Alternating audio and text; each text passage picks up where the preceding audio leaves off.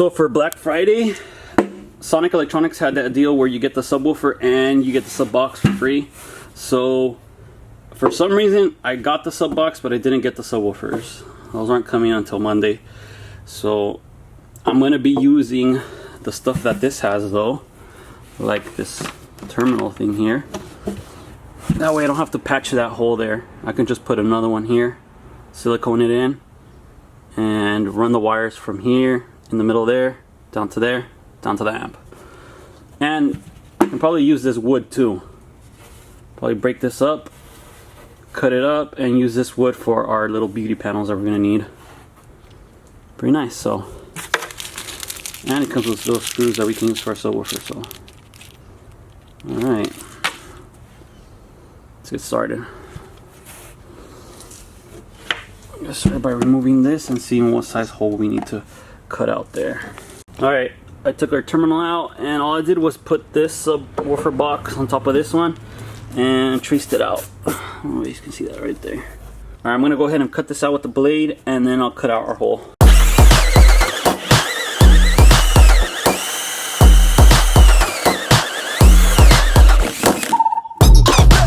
Alright, our hole is cut. I did cut off a little bit more of the carpet so I can go ahead and put some silicone all the way around here and then the inside. That way this goes right through and there's no air coming out. I don't think it creates a proper seal if I just put it over the carpet. I want to make sure that there's no air coming out through here. So I'm going to grab my silicone and put this on and screw it in. Alright, there we have it. It's a little messy, but I'm going to let it dry a little bit and then clean off the excess here. But we got it installed in the bottom. So now I'm going to go ahead and put it in the truck and install it right in with the bolts. Our box is in. We went ahead and routed our, or attached pretty much our speaker cable wire. That way we can go ahead and just run it over here. In here you can see one bolt's already. I put one bolt here and one bolt on the other side just to hold it up. And I'm going to go ahead and screw in our other bolt here. There we go. Measurements, everything is perfect on this thing. I'm going to finish screwing these two in and then I'm going to head out to the other side too. Finish all that up, vacuum everything, and this is the space that I'm talking about here. So I'm probably just going to cut a piece of that liner here, carpet it, and that way we finish this side up here. We don't have any wind noise coming from there. But this looks clean right here. Look at that. Alright, let's go ahead and finish this up. Here's one thing I messed up on, and so you guys learn from my mistake. Apparently this thing is not open all the way. On my blue truck, for some reason when they made these, it was open all through here to the other side. This one is two individual chambers. It's open up until here, and I don't know why they put a wall there. I guess I'm not too informed about subwoofers, but maybe if one of them blows out, it'll protect your other one, or I'm not sure why that is blocked off there, honestly. So, man, I just did it to get away. Drilled a little pilot hole there, another hole on the other side, and ran the wires all the way under. So I'm just gonna go ahead and silicone this area here, and then right now I'm gonna replace these wires. These are really thin compared to our thick speaker wires here. So I'm going to solder these off, hopefully I can achieve that, and put some of these new ones on. And I went ahead and routed the other one. I know it's a mess here right now. Let me take all this out.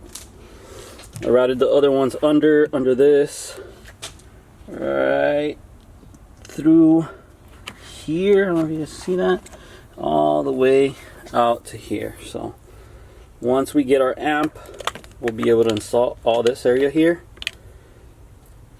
and then we can start cleaning up all this area. So I'm going to start with soldering these off. I think it's just put on there with some solder. Alright, I just heated those areas up, and this wire came out. Look how thin it is. So good thing I removed that. I'm going to go ahead and strip some of the new one on and put a new piece right there. Alright, so the speakers that I'm installing are dual 4 ohm, and I want to bring them down to 1 ohm. So you guys can look at diagrams on Google or online that'll tell you how to wire that down to 1 ohm. Basically, I have 3 wires here, and I soldered them all together. There we go, so we only have 1 single wire now. That way I can go ahead and install this as soon as we get the subwoofers, and it'll be a fast install. So we have the wire that comes from the other subwoofer, the wire that comes from this plug out here that's going to go to the amp, and then another separate wire that's going to go to the other end of the positive terminal. So there's 2 terminals. Same exact thing for the ground. We got the one from the other subwoofer, the one from the amp, and the one that's going to go to the other negative terminal. Looks like a mess right now. I'm just going to leave it here for now. I am going to be testing everything to make sure that we're down to 1 ohm once we get the subwoofers, because we can't really test right now without the subwoofer. The only thing I'm going to be testing for is continuity. So I want to make sure that my soldering connections here are pretty good. So I'm going to test it with whatever I can get from this wire here. That's going to go to the amp. So I want to make sure that this one has continuous power to this right here. I'll use a multimeter for that. I'm going to go ahead and solder the other side real quick, and that's pretty much all we can do for today as far as wiring until we get our subwoofers and until we get our amp. So I am going to be running our power from this grommet that I made for my backup camera. If you guys remember in that video, I'm going to leave it here. This is the little hole that I made to run my backup camera that goes all the way back. So I could use the same hole to run my 4-gauge wire from here all the way to the battery in the front, and then I'm just going to run it through here, over here. I'm going to run my RCAs. I'm going to also run my remote turn on. A lot of you guys asked if I get any type of engine noise with all my wires in one area. I've gotten no type of engine noise in my truck there. I think engine noise is a thing of the past because the RCAs today are nicely shielded and everything. So hopefully I don't get anything in this one. I'll let you guys know, but I'm going to put everything here all together, and it's going to run to the head unit and to the battery. Now, if you guys remember where we left off, finished our sub box here. We have to do our beauty panels and our amp rack, but before I get started on that, I am gonna be putting our base knob and our epicenter knobs. I don't know if I'm gonna do it here or here. The only issue I have is I do have an old epicenter, and I want to use that one instead of spending more money, because again, this is a budget build. So I took it apart. This is what we have right here. This is what we have here. There's no way really to mount this. So I'm going to try to drill just a tiny bit hole where these can barely go in, and see if I can put it maybe around this area here from the back side. Or here. No, I think around here. So it's going to be a little bit hole right there. Wish me luck.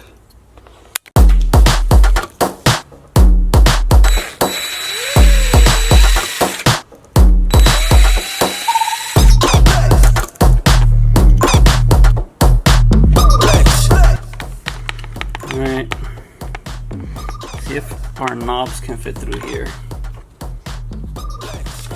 There we go. It's a little loose, so I'm probably going to put some super glue once we put our knobs in there, or maybe the knobs will hold it in place. Let's try it out. There we have it, guys. We have this is for our epicenter. So I'm just going to glue it from the back, glue the motherboard in so it doesn't move back and forth, but you guys get the gist of it here. I guess this is subsonic filter or something like that. And this one is for the epicenter part. Well, the next thing on our list, we're going to install our ground wire for our amp. Luckily NVX already put a ring terminal, so I'm probably just going to put it here. I got to scratch up this surface here Probably put an insert nut here and put a bolt right through it right there. I'm gonna leave it pretty long until we get our amp here, and then I'll cut it to size. But bam, there we have it right there.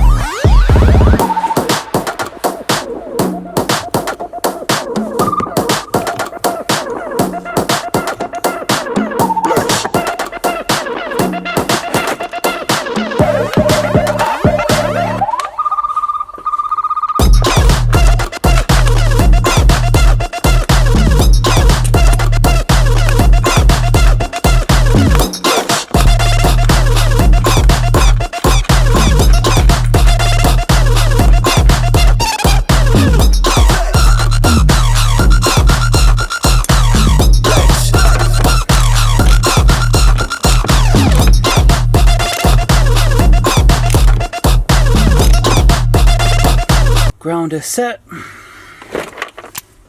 Alright, time to run our power. Most likely we're going to attach it to the fuse right here. There's a little connection. So for now, I don't have the other fuse that's going to go to here. So for now, I'm just going to run it all the way down.